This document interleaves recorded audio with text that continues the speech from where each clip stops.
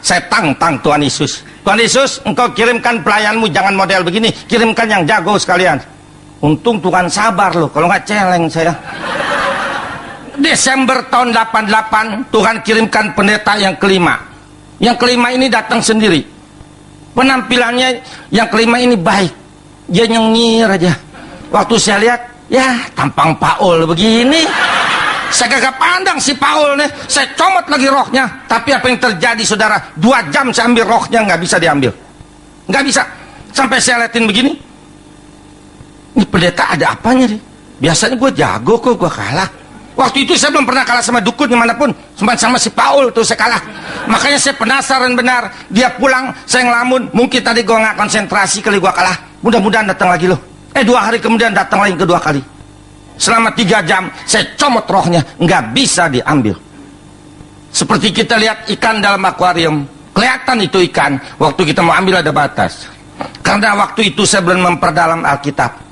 Saya nggak tahu yang kurung itu pendeta, Roh Kudus, Roh Allah. Pantes saya kalah. Saya kalah 2, saya lebih penasaran. 2 malam saya nggak tidur sampai pagi. Saya semedi 2 hari sampai pagi. Saya amalin ilmu saya yang di Baduy. Saya mau bikin muntah darah lo, kok datangnya ketiga kali lo mati lo sekalian lo. 2 hari kemudian datang lagi yang ketiga kali.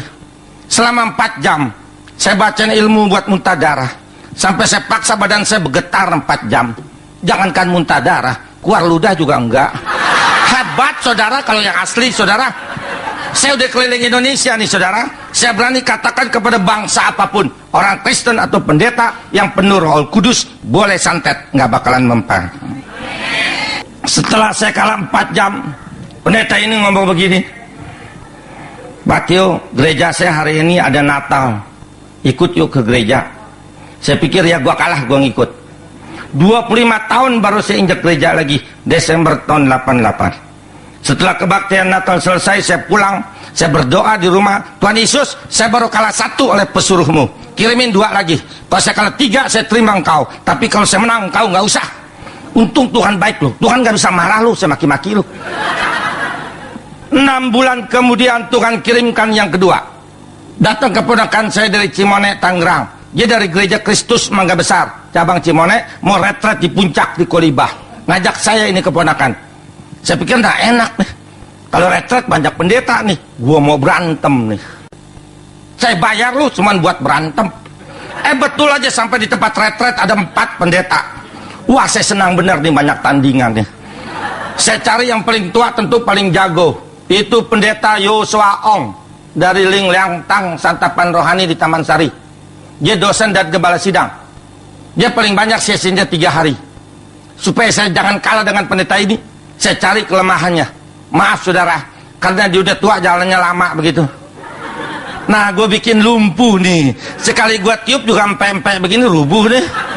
Selama 3 hari saya duduk paling depan, cuma jarak 1,5 meter. Dia khotbah 3 hari, saya juga bacain ilmu, lumpuh 3 hari. Jangankan lumpuh, goyang juga enggak. Hebat saudara kalau yang asli. Saya kalah 2, saya pulang ke Jakarta, saya berdoa lagi di rumah, Tuhan Yesus 1 lagi kirimin. 2 bulan kemudian Tuhan kirimkan yang ketiga. 3 pendeta ini prosesnya 8 bulan. Selama 8 bulan malam minggu saya pimpin kelenteng di Bungur. Hari Minggu saya ada di Gereja Betel di Pulau Gebang. Pendeta yang ketiga pendeta Paulus dari GKJMB Cimone, Agustus tahun 89 jam 8 malam datang ke rumah saya. Ini pendeta yang ketiga penentuan buat saya. Saya comot lagi rohnya, nggak bisa diambil. Saya maki-maki dia, saya ngomong jorok. Maksud saya mau akalin. Kalau saya maki pan dia marah. Kalau dia marah Roh Kudusnya keluar. Saya sikat dia rubuh. Tapi saya kecelek loh saudara. Orang Kristen atau pendeta yang penuh Roh Kudus diomelin nggak marah. Merah juga kupingnya enggak. Nyengir gitu kayak orang Serawan. Dia pulang jam 1 malam. Udah cukup 3 pendeta. Saya ngelamun sendiri. Yesus pesuruhnya aja begini hebat. Bagaimana kalau gua tembak Yesus, gua lumer kali ini. Kalau gitu gua mesti terima nih si Yesus, dia jago nih. Saya ambil Alkitab saudara, saya dekat begini, saya berdoa. Tuhan Yesus, saya lagi bingung. Tunjukkan jalan dan arah mana yang saya harus tempuh dalam hidup saya. Jawablah melalui Alkitab ini. Terima kasih, amin. Pas amin saya taruh di meja. Saya nengok ke sana. Bukannya begitu tuh sekali aja. Dalam hati saya bilang, kalau lu nggak ada jawabannya seumur hidup, gue nggak mau terima lu. Setelah saya buka, saya mau tahu Yesus jago nggak nih? Saya lihat. Pandangan pertama di situ jawabannya. Matius 6 ayat 24. Tidak seorang pun bisa berbakti kepada dua Tuhan. Engkau percaya kepada Allah, engkau juga percaya kepada Mamon, itu kepada setan. Saya masuk ke dalam kamar, malam itu saya mau terima Yesus. Saya tekuk lutut di ranjang, saya nangis sepuas-puasnya. Setelah saya puas menangis, saya usir guru saya si mbah. Saya punya 17 mbah. Saya usir mbah, semua 17-17-nya keluar dari hati, pikiran, dan kehidupan cucu. Sebab mulai malam ini cucu nggak mau jadi murid mbah lagi. Cucu mau terima Yesus sebagai Tuhan dan Juru Selamat cucu sampai selamanya. Sampai sekarang ini 13 tahun 2 bulan. Si mbah nggak pernah ngomong di sini. Nggak tahu dia kemana. Tapi maaf saudara, malam itu saya masih gila. Sekarang Yesus saya tes. Biangnya nih sekarang saya tes. Saya berdoa, Tuhan Yesus, saya baca engkau dalam Alkitab, hidup, penuh kasih, penuh kuasa, selalu menolong. Buktikan dulu, baru saya percaya. Tuhan benar-benar sabar loh. Dia turutin terus kemauan gila saya ini. Dia jawab hari ke-8. Waktu itu saya mau makan siang di rumah 1:30. Sebelum makan saya berdoa. Selesai berdoa mau minum sebelum makan. Baru saya pegang itu gelas. Jantung saya copot di dalam. Kenapa saya bilang copot? Dia turun ke bawah begitu. Tek. Dua ilah sakitnya saudara. Mungkin orang ditancap pisau begitu kali, mungkin. Karena terlalu sakit tanpa sadar saya pegang, saya menjerit, aduh. Berhenti itu jantung. Saya tarik, nggak bisa mandek. Saya tarik lagi. Mandek juga. Saya kocok.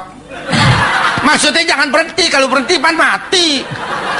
LOG kita kalau mati kita kocok dia jalan. Saya kocok. Saya tarik. Tetap aja berhenti, jangan jalan terus. Saya mau saksikan di sini.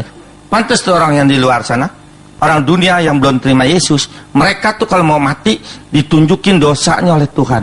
Makanya mereka berteriak-teriak. Dia lihat, makanya dia ketakutan. Seandainya nggak bisa ngomong, begitu. Dia lihat. Tapi kita orang Kristen yang taat, mau mati nggak ditunjukin dosa kita. Datang malaikat membawa jiwa roh kita ke Firdaus, halaman surga. Tapi kalau orang dunia yang belum terima Yesus, ditunjukin. Waktu itu kena sakit, saya pegang, saya merem kena sakit. Saya lihat kayak nonton TV, merem tapi kelihatan. Dosa yang pernah saya kerjakan ditunjukkan oleh Tuhan kembali. Maaf saudara, saya dulu anak Tanah Abang. Saya lahir situ, besar di situ. Saya salah didik. Hobi saya berantem. Hobi saya silat sama ilmu. Orang yang saya pukul dengan ilmu saya, saudara, berdarah-darah begitu banyak ditunjukin oleh Tuhan. Jelas, karena saya lihat terlalu banyak, saya menjerit di dalam hati. Tuhan Yesus, saya nggak mau mati. Dosa saya banyak. Ntar saya diseksa engkau. Nah, belum bertobat, mati. Jadi Tarsan, ntar saya di sono. Siapa yang tolongin sendirian di akhirat? Untung waktu itu saya nggak panggil guru saya, lo simbah lo. Yang saya ingat, Yesus hidup selalu menolong. Nah, lo buktiin dah. Saya panggil jadi dalam hati sambil megang dada. Tuhan Yesus tolong sembuhkan jantung saya. Jantung saya lagi rusak, betulin. Di dalam nama Tuhan Yesus kayak jantung sembuhlah. Haleluya, amin. Apa yang terjadi? Tuhan nggak nolong. Tuhan tinggalkan saya jatuh di meja makan. Orang yang nggak bisa nafas, nggak ada tenaga, bisa duduk tegak. Pantas orang serangan jantung rubuh semua. Saya jatuh. Tangan saya tetap di dada di kolong meja, saya pegangin terus karena sakit, saya nggak lepas. Waktu itu saya belum pingsan. Kenapa belum pingsan? Karena saya nggak mau mati, saya tahan sehingga saya belum pingsan. Waktu itu saya nggak tahu kenapa Tuhan tinggalkan saya. Setelah saya sembuh, saya baca Alkitab, baru saya tahu jawabannya. Tuhan lagi uji saya. Tuhan bilang doa yang kedua, lu panggil nggak guru lu simbah? Untung doa yang kedua, waktu itu saya nggak panggil simbah lo. Kalau saya panggil simbah, hari ini saya nggak ada di hadapan saudara, karena saya masih menjadi anak setan. Yang saya ingat sambil tengkurap, Yesus yang kedua kali pasti menolong, itu iman. Saya panggil sama seperti tadi di dalam hati, Tuhan Yesus tolong sembuhkan jantung saya lagi rusak, betulin. Di dalam nama Tuhan Yesus, yang kedua kali lain. Waktu saya sebut di dalam nama Tuhan Yesus, tangan saya bergetar di kolong meja, saya nggak tahu siapa yang getarin. Yang lebih aneh, ada tangan memegang tangan saya di kolong meja. Saya berasa belum pingsan, mau ngelongok begitu. Tapi nggak kuat angkat kepala dari meja, karena belum napas, nggak ada tenaga. Tangan itu empuk sekali ke spons. Saya sering jabatan tangan sama orang ribuan.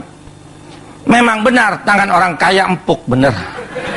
Bener, saya salaman sama orang, saya tahu kaya miskin. Tapi nggak ada yang lebih empuk dari tangan di kolong meja. Karena saya nggak kuat angkat kepala, saya biarkan tangan itu mengangkat tangan saya kira-kira segini nih di kolong meja. Dia pukul, hai jantung, sembuhlah, haleluya, amin. Pas amin, pas tangan itu terlepas, pas amin, saya bisa nafas lagi. Karena bisa nafas lagi, ada tenaga, saya duduk tegak, buru-buru saya ngelongok ke kolong. Saya mau lihat tangan siapa itu yang tadi, tapi tidak ada tangan siapa-siapa. Tapi saya yakin dan percaya, itu tangan Tuhan Yesus yang bangkit dari kematian hari ketiga. Hanya Tuhan Yesus yang tidak ada tulangnya di dalam kubur. Yang lain semua ada tulangnya di dalam kubur. Kalau betul-betul jago, bangun dong dari lubang kubur. Kok nggak becus? Bagaimana mau nolong kita yang hidup bohong? Apalagi membawa kita ke surga, lebih bohong lagi. Dirinya pada mendem semuanya dalam lubang. Sebab apa mereka semua pada mendem? Karena mereka manusia kalah dengan maut. Sebab apa Yesus bangkit? Karena Yesus Tien, Yesus Allah menang dari maut. Makanya mulai sekarang jangan minta pertolongan kepada orang mati. Mintalah sama hidup satu-satunya Yesus Kristus.